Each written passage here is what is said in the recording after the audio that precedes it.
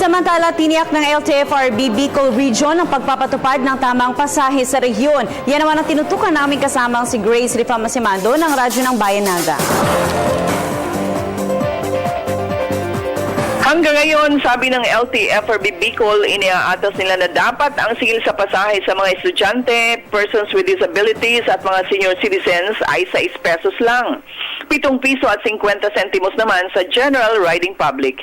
Ito ang tugon ng LTFRB sa lahat ng mga nag-uusisa. Kumbaga, may naganap ng pagtaas sa pasahe ngayong tumataas na naman ang presyo ng petrolyo.